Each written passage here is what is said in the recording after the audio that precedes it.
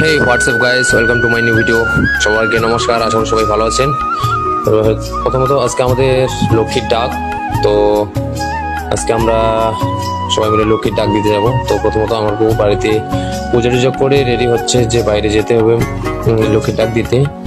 আমাদের লক্ষ্মীর ডাকটা কেমন, কালী পুজোর আগে কয়েকদিন আগে আমাদের এরকম ভাবে ডাক দেওয়া লাগে, মানে ধান খেতে যায়, পূজা টুজা করার লাগে, মানে যেখানে যেখানে তোমাদের নিজের জমি সেখানে গিয়ে ধান খোল টোল দিয়ে বা অন্যান্য কিছু দিয়ে পুজো টুজো করে ভক্তি টুতি করে আসতে হয়। সেরকমই একটা রীতি আমাদের, যেটা কালী পুজোর আগে প্রথমত দিতে হয়। তো আজকে সবাই মিলে যাচ্ছে ধান খেতে ডাক দেওয়ার জন্য। ফাইনালি আমার সাথে আজকে নাকি আমার বউ যাবে, আমার মেয়েও যাবে, তার সাথে আমার এক ভাস্তি ছিল। তো আমরা সবাই মিলে ভাবলাম যে যাই, সবাইকে নিয়ে যাই। তো যেহেতু আমি একাই যেতে চাইছিলাম, কিন্তু ওরাও নাকি যাবে আমার সাথে, তার জন্য আমি ওদেরকেও বললাম যে নাও, ফ্রেশ ট্রেশ হয়ে রেডি হয়ে একবারে আমার সাথে বেরিয়ে পড়ো। তো এই যে ফাইনালি বের হয়ে পড়লাম। আর আমার ভাস্তি আর আমার এক ছোট ভাই ছিল পিছনে, ওরা আসেনি। তো আমি আমার মেয়েকে কোলে নিয়ে আর আমার বউ পুজোর যেতগুলো গিয়ে লাগে সবকিছু নিয়ে একসাথে যাচ্ছিলাম।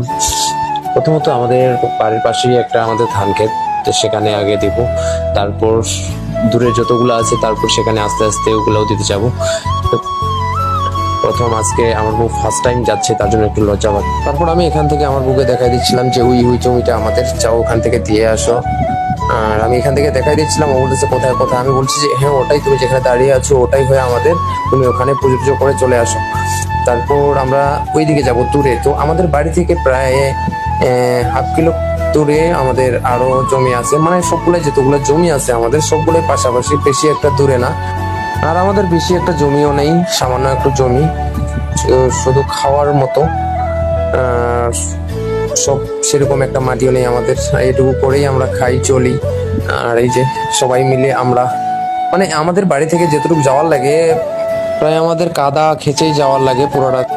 আর যেটা আমাদের পুরাতন কি ছিল সেটা পুরোটাই ছিল আগে উঁচা, ওই বাগানের নেবেল, মানে অনেকটা উঁচা, প্রায় 5 ফিট 6 ফিটের মতো উঁচা ছিল। কিন্তু মাঝখানটায় আমরা সবাই মিলে ওটা ঠিক করে ভাটাকে মাটিটা দেওয়ার পর এখন এতটাই খাল হয়ে গেছে যে মানে পানি আর শুকাচ্ছে না। এখন পর্যন্ত পুরো ধান খেতে অনেকটাই পানি আছে লেগে। আর ধানগুলো সেরকম ভাবে একটা শক্তও হয়নি, মজবুতও হয়নি।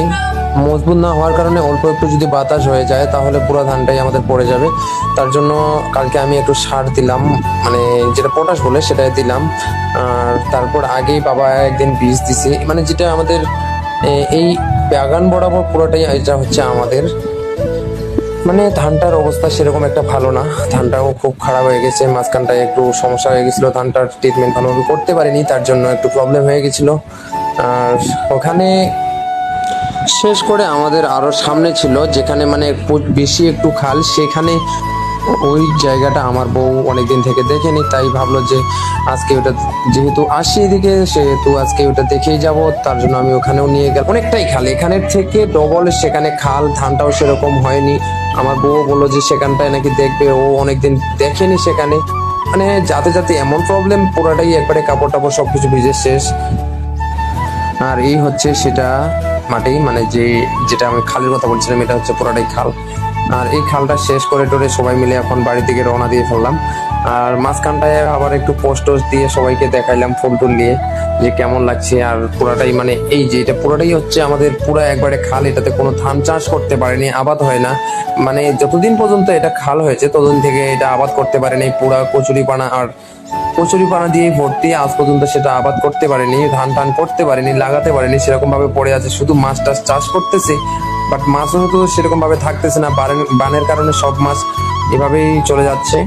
আর ফাইনালি আমরা আবার বাবা মেয়ে মিলে ওই যে ফুল নিয়ে পোস্টস দিচ্ছি, পোস্টস দিয়ে এখন ফাইনালি সবাই বাড়ি থেকে রওনা দিয়ে ফেললাম। আবার একটা নতুন ভিডিওতে দেখা হবে গাইস, টাটা।